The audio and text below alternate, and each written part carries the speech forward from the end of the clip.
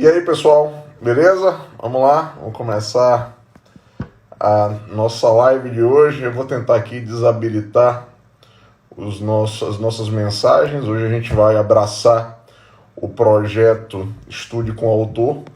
Então, só para a gente tentar aqui formular a desabilitação, para poder a gente construir aqui um dia bem produtivo. Esse projeto, particularmente, eu estou abraçando com a editora Juspódio. Eu achei uma ideia sensacional, exatamente para permitir que a gente compartilhe essa experiência de mostrar como o livro deve ser estudado, mostrar o que nos fez construir a forma da elaboração da obra e, principalmente, destacar as estratégias para que você extraia o que tem de melhor dessa ferramenta que está aí na sua mão. Veja que o nosso curso de processo penal chega agora na 15ª edição. Então a edição novinha chegou na minha mão hoje, inclusive. E eu quero mostrar exatamente, já que hoje vamos abordar o primeiro capítulo, aquilo que eu vou trazer como referências para que a gente possa potencializar o nosso estudo e extrair o que tem de melhor do direito processual penal com a principal performance nas provas, seja da magistratura, do Ministério Público, da Defensoria Pública, as provas para delegado, analista, investigador, enfim, o contexto geral dos principais concursos públicos no Brasil. Ora, as eventuais dúvidas, até porque eu também vou falar, obviamente, do próprio conteúdo, nós temos um e-mail que eu vou disponibilizar já desde agora, e nas lives subsequentes eu vou responder as perguntas exatamente do nosso dia de hoje. Então, na próxima live eu respondo as perguntas da live de hoje. Na segunda live vocês vão formular outras perguntas, eu respondo na terceira live e assim sucessivamente. O e-mail disponibilizado, eu até fiz questão aqui de trazê-lo só para você visualizar pela peculiaridade, é estudecomonestor@editorajuspodium.com.br. Importante frisar que o PODIVM, editorajuspodivm.com.br. Estude com o Nestor, @editorajuspodium.com.br. Esse aqui é o e-mail para dúvidas, você pode enviar na nossa live subsequente. Obviamente eu vou responder as principais dúvidas, muitas delas se repetem, mas para que a gente possa trazer aí essa abordagem dinâmica e a dialética com você no nosso encontro de hoje. Bem, o nosso curso de processo penal, ele tem 38 capítulos. E o meu objetivo hoje é falar do capítulo 1. Mas só para a gente frisar, o capítulo 1, ele aborda 3 artigos do Código de Processo Penal. Os artigos 1º, 2º e 3º.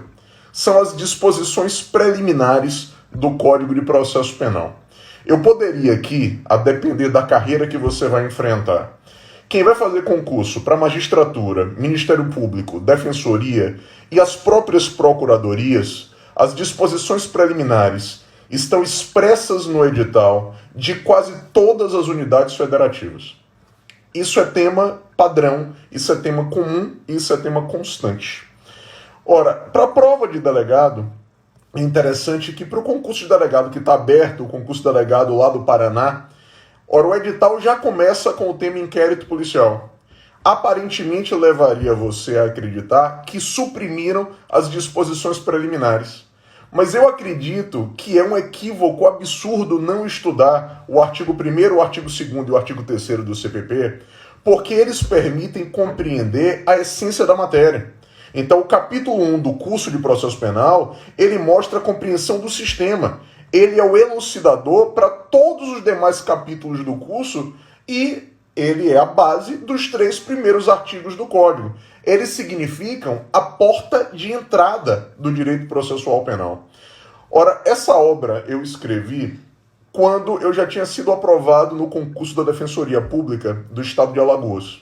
E eu preciso compartilhar com você uma primeira experiência que eu tive da forma que eu montei o meu estudo. Ora, naquela época, nós não tínhamos um contato direto com o professor. Eu não tinha o Google para poder acessar e tirar minhas dúvidas. Então, normalmente, você se virava no livro e era você com você mesmo. E eu percebi ali que era essencial além de ler a obra, fichar aquilo que eu estudo, porque o fichamento, ele não só aprimora o conteúdo, mas ele fixa aquilo que você estudou. E na sequência eu treinava elaborando as questões. Ricardo Didier, que é o diretor da editora, assimilando essa experiência, ele me ajudou exatamente na formatação dos capítulos da seguinte maneira: o aspecto teórico, depois os quadros sinóticos, que são o resumo do capítulo, e por fim, as questões com o gabarito e a indicação de onde está a resposta. Então, vale dizer, em cada capítulo eu acabei reproduzindo aquilo que eu fiz quando eu estudei. Eu lia, fichava e treinava.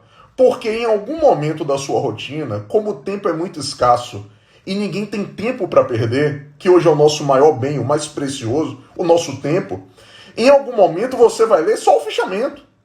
E mesmo que eu traga o quadro sinótico, eu não queria que o quadro sinótico do livro servisse do seu fichamento. O fichamento é personalíssimo, quem tem que fazer é o seu. Mas o quadro sinótico da obra é uma orientação. Porque com o quadro sinótico você tem a consulta rápida da obra, mas também você tem a fonte de inspiração como você vai fichar. Porque isso é essencial. A escrita é o pressuposto da assimilação. E que tem na cereja do bolo o treino. E o treino são as questões. Então esse é um ponto-chave. E isso está refletido exatamente na maneira que você deve estudar as principais disciplinas. E quando você foca, claro, nem todo mundo foca só em uma carreira. Você pode focar em mais de uma carreira. Isso é compatível? É. A única certeza que eu tinha quando eu estava me preparando para concurso é que eu não queria ser magistrado. Eu queria estar exatamente no embate, na atuação, seja defendendo, que foi o meu viés específico, seja eventualmente acusando. Eu tinha essa convicção, mas julgar eu não tinha perfil nenhum. Então eu comecei a assimilar aquilo que, primeiro, era a íntegra dos editais que eu pretendia enfrentar, para que isso pudesse levar o foco do que eu ia estudar. Então, nosso primeiro encontro, que é a parte introdutória da matéria, que é a nossa live de hoje, o capítulo 1 do livro, ele traz exatamente isso. O conceito do direito processual penal, que é exatamente esse conjunto de princípios e normas que vai regular a persecução penal, essa perseguição do crime, que é composta por uma fase preliminar, que é o inquérito, e uma fase subsequente, que é a fase processual. Só que para isso, no capítulo 1, eu abri um tópico que particularmente eu me ressenti muito quando eu estudava. Eu coloco um tópico assim, entendendo o tema. E aí eu vou definir para você o que é ação, o que é processo, o que é lide, o que é pretensão, o que é rito. E por que eu coloco esse tópico em separado? Ora, na prova oral do meu concurso, a primeira pergunta de processo civil foi a seguinte: por favor, doutor, defina processo. O meu examinador conversou comigo 5 minutos sobre amenidades antes de fazer a primeira pergunta. E na primeira pergunta, ele já começou derrubando a porta. Por quê? Ele não me fez uma pergunta sobre recurso extraordinário. Ele não me fez uma pergunta sobre o ato de julgar. Ele me fez uma pergunta sobre a parte introdutória, sobre a parte propedêutica. E aquilo me marcou, até me traumatizou, porque internamente eu pensei o seguinte: meu Deus, se eu não responder na prova oral o que é processo, eu estou reprovado na primeira pergunta. Porque ele vai se dar por satisfeito. Ele não vai me fazer nenhuma outra. Então essa parte, entendendo o tema, é para trazer para você a necessidade de estudar e repetir aquilo que é óbvio. Porque a arrogância não pode nos entorpecer. Às vezes você vai para o principal concurso, mas não assimilou direito o conceito de processo, não assimilou o conceito de ação, o conceito de rito, de lide, e se ela é aplicável ou não. E um ponto também que me traumatizava: as teorias da ação e as teorias sobre a natureza jurídica do processo. Ora, a ação ela é o quê? É um direito público subjetivo? A ação é a ação processual? É o ato de provocar a jurisdição? O que é ação? Você tem inúmeras teorias. Eu destaco a posição majoritária da ação como um direito subjetivo, mas eu mostro objetivamente as demais, isso dá uma página e meia, porque isso cai em prova dissertativa. E aí quem enfrenta aquelas provas dissertativas onde o examinador tem uma bagagem teórico-filosófica mais apurada, você simplesmente é destruído, porque essa parte lhe incomoda, porque você sente que está perdendo tempo estudando. Da mesma forma acontece com o conceito de processo. O que é o processo? É uma relação jurídica? O que é o processo? É uma prestação de serviço? O que é o processo? Afinal de contas, eu destaco a posição majoritária do processo como um procedimento em contraditório enriquecido pela relação jurídica processual, mas mostro também de maneira bem objetiva, em uma página e meia, duas, as demais teorias. Porque elas são cobradas na prova dissertativa e não adianta nada passar na primeira fase e morrer na praia. Então é importante frisar o que é majoritário, mas destacar de maneira objetiva os outros tópicos que também são cobrados, mas eventualmente lhe tiram do concurso e a gente descobre da maneira mais traumática. Eu podia ter perdido o concurso na prova oral, exatamente por não saber algo que está no capítulo 1 do livro, que é exatamente a definição do que é processo com as correspondentes teorias. Por isso, esse tópico, entendendo o tema, que eu reputo tão importante.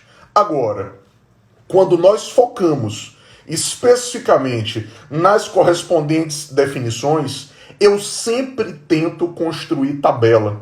Eu fiz questão de inserir, ao longo da parte doutrinária, várias tabelas que não se confundem com o quadro sinótico, porque as tabelas facilitam a percepção visual. É aquilo que depois idealizaram como mapa mental, o mantra do mapa mental. Eu particularmente não acredito nessas fórmulas prontas milagrosas, mas a estruturação daquilo que eu estudo, não só fichando, mas principalmente construindo tabelas ou gráficos, é essencial, porque você consegue depois reproduzir mentalmente na prova, no concurso, de maneira eficiente aquele conteúdo. Seja para a prova objetiva, para interpretar as assertivas, seja na prova dissertativa ou depois quando você estiver se preparando para a sua prova oral.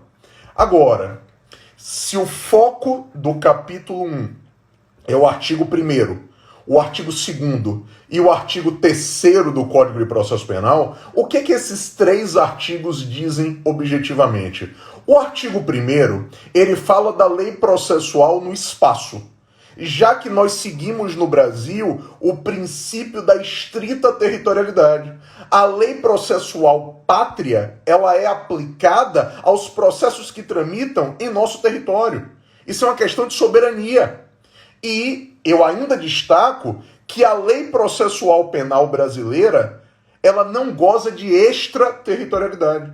Ao contrário do Código Penal, que goza de extraterritorialidade, o Código Penal pode ser aplicado a crimes ocorridos no estrangeiro. O Código de Processo Penal não.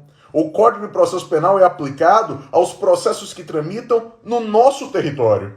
Em prova oral da Procuradoria, por exemplo, já destacaram as exceções, ou seja, imagine, território dominado por guerra, território estrangeiro, mas que o Brasil invade numa guerra declarada, ou território nulius, vale dizer, que não está subsumido à jurisdição de nenhum outro país. Então é aquele rodapé de página que a gente destaca para dizer, meu Deus, isso cai. Isso não é vaidade acadêmica, mas é aquele elemento que cai e que o examinador está lhe avaliando pelas obras que você leu. O que normalmente é muito traumático para quem enfrenta os principais concursos públicos no Brasil. Só que o artigo 2º do Código de Processo Penal, que é ainda foco do nosso capítulo 1, ele hoje me parece ser o dispositivo que está em evidência, porque ele trata da lei processual penal no tempo. Ora, quantos concursos já cobraram isso no Brasil, doutor? Ora, uma ampla maioria das provas, quando cobra a parte introdutória, cobra a lei processual penal no tempo. Por quê? Porque nós adotamos uma sistemática que não está na Constituição. A Constituição Federal, ela regula a lei penal no tempo. A lei processual não. A lei processual só está regida no CPP. E a lei processual, ela tem aplicação imediata. Não interessa se a lei processual nova é benéfica ou é maléfica. Nós adotamos o princípio da aplicação imediata. uma nova lei processual, ela passa a viger e ela regula os atos processuais daqui por diante. E os atos processuais que já foram aplicados, já foram implementados em consonância com a lei anterior, são válidos. Porque nós adotamos o princípio do tempus regit atum. O ato processual é regido pela lei processual vigente no momento da sua implementação. Isso é sensacional. Só que no capítulo 1, eu faço um diálogo com você e tento apresentar um tópico que é traumático nos concursos mais complexos, que é a lei híbrida. Uma lei híbrida é a lei que aglutina parte do direito penal e parte do direito processual penal. Ela aglutina as duas disciplinas. Se a lei é híbrida, você não pode setorizar, você não pode romper, você não pode aplicar apenas uma parte dela. Ou ela é aplicada na integralidade, ou ela não se aplica.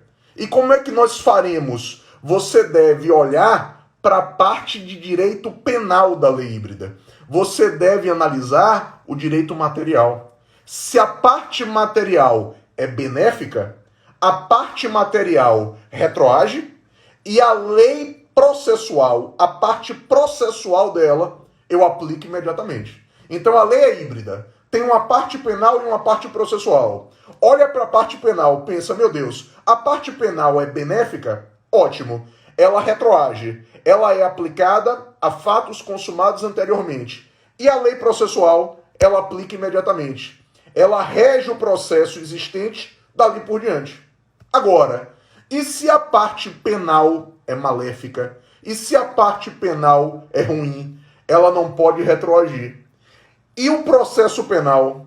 Ora, o processo penal ele vai ser regido de acordo com a lei processual vigente até então.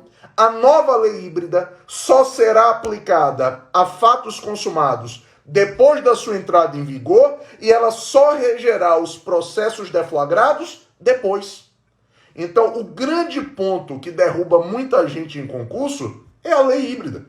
É a lei que aglutina uma parte do direito penal e uma parte do direito processual. Se a parte penal é maléfica, eu não aplico nada dela.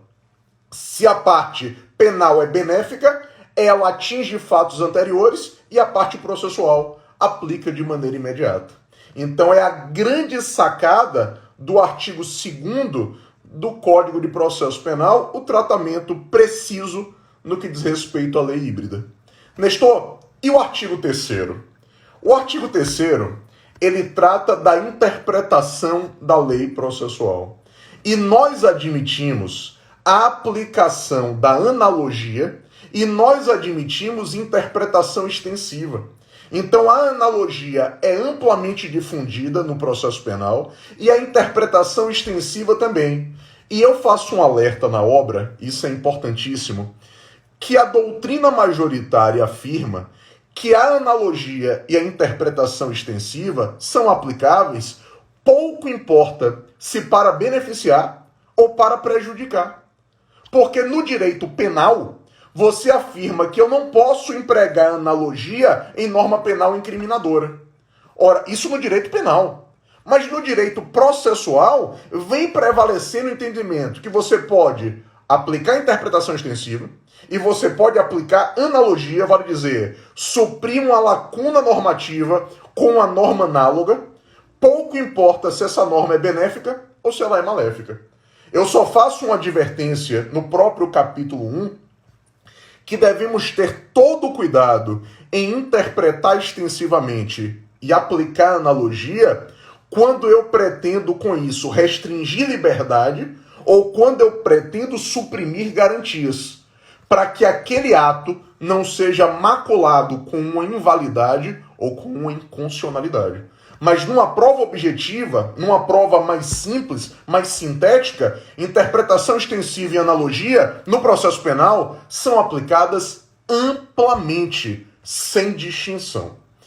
E no nosso capítulo 1, eu faço um destaque marcante para vocês, e talvez esse, à luz do pacote anticrime, seja o item que eu pretendo focar demasiadamente na nossa live de hoje, que diz respeito aos sistemas processuais.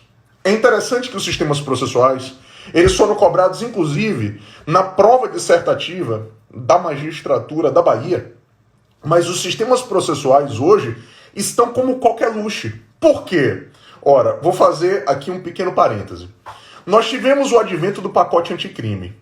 E o pacote anticrime inseriu o artigo 3º-A de água do CPP, destacando que o Brasil adota um sistema processual acusatório e que o juiz não pode substituir a função do promotor na prospecção da prova.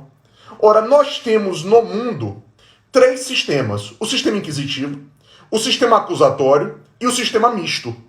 O sistema inquisitivo, o principal perfil dele é a aglutinação de funções em uma só figura. Eu aglutino a função de acusar, de defender, de julgar e de investigar em uma figura. Quem era essa figura histórica? O juiz.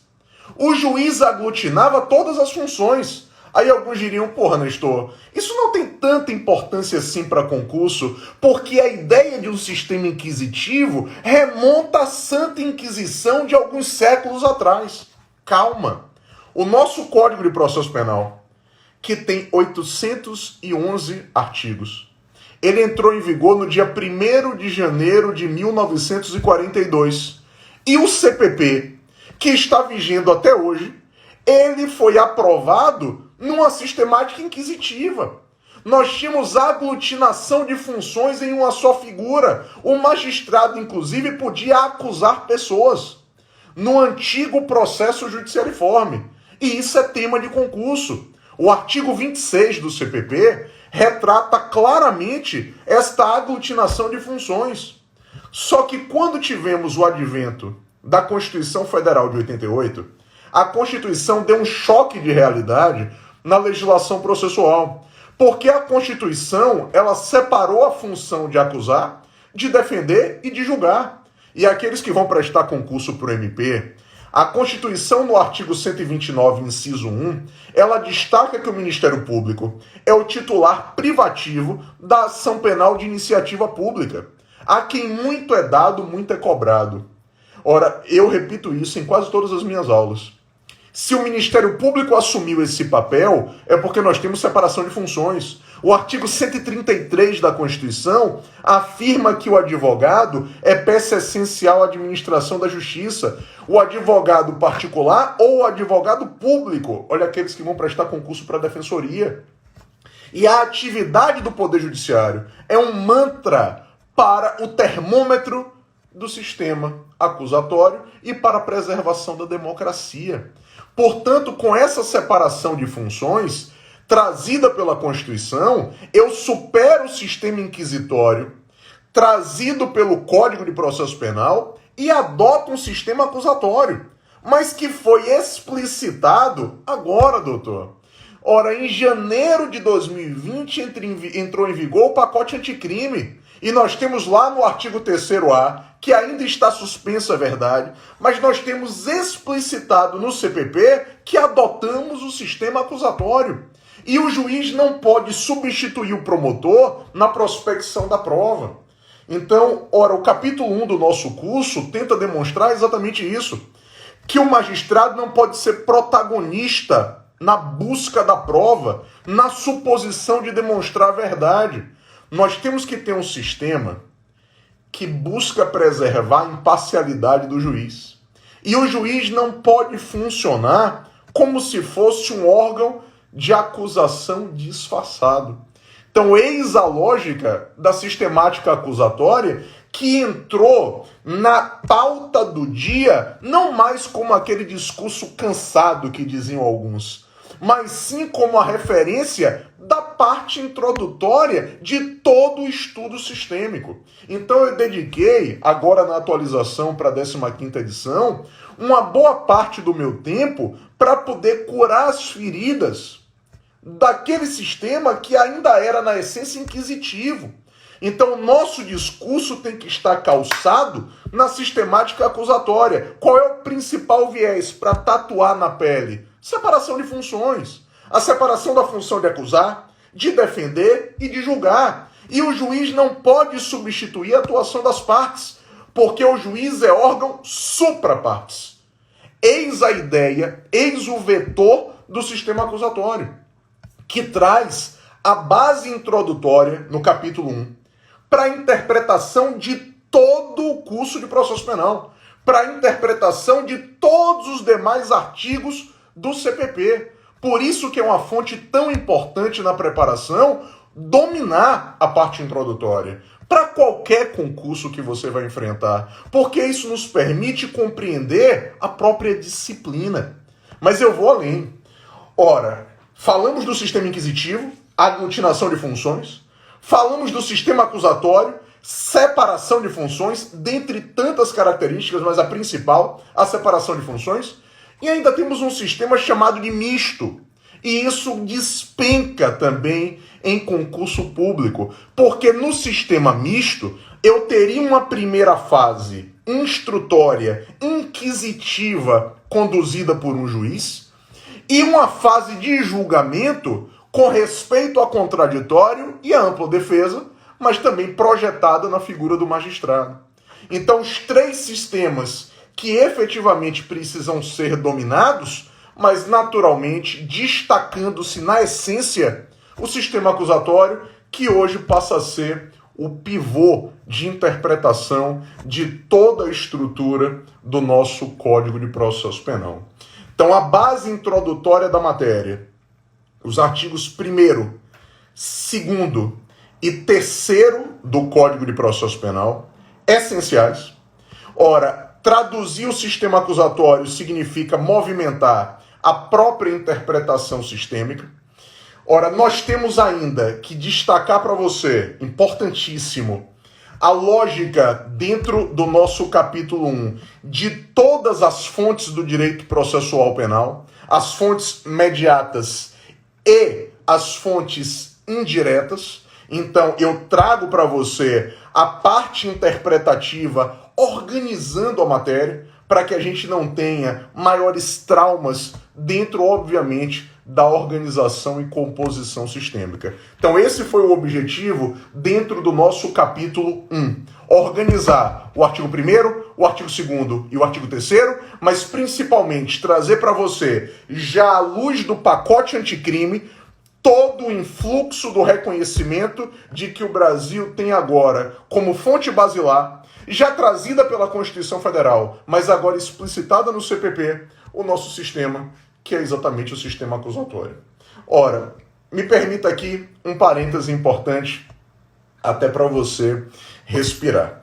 Ora, o Ricardo Didier me pediu para poder fazer um destaque, que hoje nós teremos aí uma promoção relâmpago até às 22 horas, com um código promocional. Eu até destaquei ele aqui, ó, Nestor 2020. Também lá no site da própria editora, o nosso curso hoje com desconto bastante expressivo, até para que a gente possa traduzi-lo especificamente, não só com esse acesso, mas também como referência para as nossas lives. Quero ainda formular com você aqui um desafio importante, para aqueles que inclusive já estão aí com o curso na mão. Ora, façam as questões do capítulo 1, se desafiem dentro do tratamento das questões. O treinamento é essencial. Hoje, para poder formular essa live, eu fiz questão de ler o capítulo 1 na integralidade. Eu levei exatamente 32 minutos na leitura pausada do capítulo 1, fazendo o que eu mais gosto no livro, que é anotar o livro, personificar o livro. O livro tem que ser manuseado, mas o livro não pode ser o livro de prateleira, aquele livro que você olha lindo, mas não tem uma folha simplesmente dobrada, não tem um tópico anotado, não tem nada. Você precisa se apropriar da obra, na expectativa de que com isso ela lhe seja útil. E conhecimento útil é o conhecimento assimilado. Então, Façam esse esforço. Hoje a nossa live, dentro exatamente da parte introdutória, ela é bem objetiva. Eu vou disponibilizá-la porque são 3 artigos do código. Já marquei a minha próxima live com você. Vai ser na segunda-feira, onde eu vou abordar os princípios inerentes ao direito processual penal e já vou fazer o gancho com a parte da investigação preliminar. Até porque boa parte do gancho principiológico vai irrigar a parte da investigação preliminar, que é extensa, que tem no inquérito policial um dos paradigmas de tantos outros essenciais, e assim eu vou seguir, abordando a essência de cada tópico, de cada capítulo, mostrando o direcionamento daquilo que você deve estudar, mas quanto ao capítulo 1, exatamente por sua referência para compreender todo o sistema, a minha recomendação é que ele seja lido e dominado para todas as carreiras jurídicas estrito sensu, magistratura, Ministério Público, procuradorias, defensorias, trabalhar também com as carreiras policiais, delegado de polícia, a parte também dos investigadores, papiloscopista, escrivão e também para aqueles que vão prestar concurso para analista. Essencial.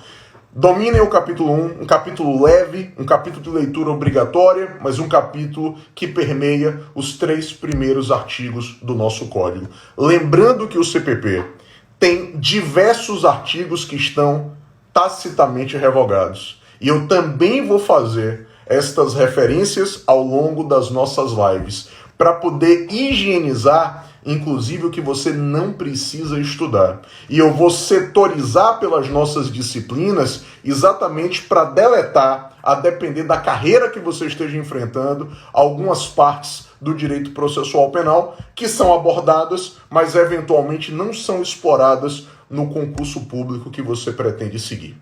Bacana? Então agradeço imensamente a presença de todos vocês. Obrigado. Até a próxima segunda-feira, que vai ser a minha segunda live aqui do Encontro com o Autor, para que a gente possa dissecar o nosso curso de Direito Processual Penal. Bacana? Forte abraço. Boa noite.